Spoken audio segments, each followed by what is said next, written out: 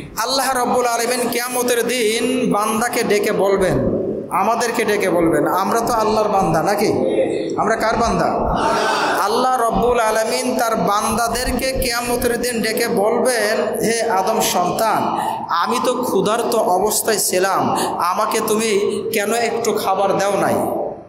সুবহানাল্লাহ তা বলতে পারলেন না?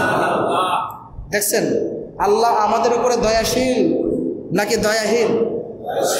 কথা বলতে হবে ভাই। দয়াশীল কেমন দেখেন এই হাদিসটা একটু এখনই আপনি বুঝতে পারবেন। আল্লাহ রাব্বুল আলামিন আদম সন্তানকে, অর্থাৎ আমাকেও ডাকবে, আপনাকেও ডাকবে, সকল আদম সন্তান।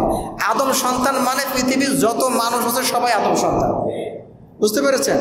তা আল্লাহ সুবহানাহু ওয়া তাআলা ডেকে বলবেন, আদম সন্তান, আমি তো ক্ষুধার্ত অবস্থায় ছিলাম, তুমি আমাকে একটু খাবার দাও নাই কেন? আদম সন্তান বলবে, অর্থাৎ আমরা বলবো, আল্লাহ এটা কেমন কথা, তোমাকে তো আমরা কিভাবে খাওয়াবো, আমরা কিভাবে তোমাকে খাওয়ার ব্যবস্থা করব। তোমাকে তো আমরা দুনিয়াতে কোনোদিন দেখতেও পারি নাই, চর্ম চোখে দেখা সম্ভবও না, এটা কেমন কথা হলো? আবার বলবে, হে আদম সন্তান, আমি তৃষ্ণার্ত অবস্থায় ছিলাম, তুমি তো আমাকে পানি পান করাও নাই, আমাকে তৃষ্ণা নিবারণ করাও নাই। এই কথা আল্লাহ সুবহানাহু ওয়া তাআলা আমাদেরকে জিজ্ঞাসা করবেন। আমরা তখন বলবো, আল্লাহ তোমাকে কিভাবে পানি পান করাবো, তুমি তো সব কিছুর মালিক ছিলে, অথচ তুমি আমাদের কাছে পানি খেতে চেয়েছো, আমাদের কাছে পানি চেয়েছো, এটা কিভাবে সম্ভব? এটা আমরা তখন বলবো।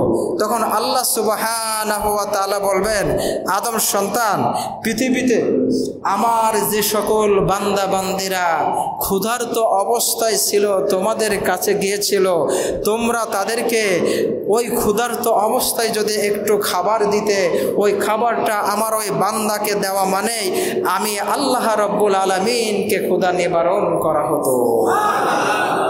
হে আদম সন্তান, আমার যে সকল বান্দা বান্দিরা, যে আদম সন্তান বা যে কোনো সৃষ্টি যারা তৃষ্ণার্ত অবস্থায় ছিল, আদম সন্তান, তুমি যদি আমার ওই তৃষ্ণার্ত বান্দা বান্দিদেরকে তৃষ্ণা নিবারণ করাইতে, ওই তৃষ্ণা নিবারণ আমি আল্লাহকে করার নামান্তর হতো। সুবহানাল্লাহ। তাহলে বুঝতে পারছেন? এরপরে হাদিসের শেষ অংশে আসছে, আল্লাহ রাব্বুল আলামিন তার বান্দাদেরকে বলবেন, হে বান্দা, তুমি তোমার কোনো মুসলমান ভাইয়ের কোনো দোষ ত্রুটি, তুমি তার দুঃখ, তুমি তার কষ্টের সময় কি সাহায্য করেছিলে? তুমি কি তার দোষ ত্রুটি গোপন করে রেখে দিয়েছিলে? আল্লাহ রাব্বুল আলামিনের বান্দা বলবেন, আল্লাহ তুমি তো আমার আমল নামা সম্পর্কে সব জানো। সুবহানাল্লাহ। ভাই, আমাদের সব খবর জানেন কে? বলেন কে? আমরা প্রকাশ্যে যা করি, গোপনে যা করি, সব কিছুর খবর জানেন কে? আল্লাহ। তা আল্লাহ যখন এটা জিজ্ঞাসা করবে, আল্লাহর বান্দা বলবে, আল্লাহ তুমি তো সব ভালো জানো। তখন আল্লাহ সুবহানাহু ওয়া তাআলা তার বান্দাকে বলবেন, হে আদম সন্তান, হে আমার বান্দা, তুমি তোমার মুসলমান ভাইয়ের বিপদের সময় যে সাহায্য করেছিলে, শুনে রাখো, তুমি তোমার ভাইয়ের দোষ ত্রুটি যেমন তুমি গোপন রেখেছিলে, হে আদম সন্তান, আমি আল্লাহ সুবহানাহু ওয়া তাআলা তোমার উপরে খুশি হয়ে গেলাম। আমি আল্লাহ তোমার দোষ ত্রুটি দুনিয়াতে যেমন গোপন রেখেছিলাম, আজকে কিয়ামতের দিন আমি আল্লাহ তোমার দোষ ত্রুটি গোপন রেখে তোমাকে মাফ করে জান্নাত দান করলাম। চিন্তা করেছেন? অথচ আমরা আল্লাহর বান্দা হিসেবে এখন কি এই হাদিসের নীতির উপরে আছি?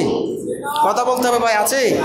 আমরা একজন আর একজনের খালি দোষ খুঁজে বেড়াই, কে কাকে কিভাবে হেনস্থা করা যায়, কে কাকে কিভাবে ছোট করা যায়, এইসব চিন্তা চেতনা নিয়ে আমরা ঘুরে বেড়াচ্ছি। ঠিক না বেঠিক ভাই? এগুলা হাদিসের নীতি নয়, এটা আল্লাহর নিয়মের সাথে মেলে না।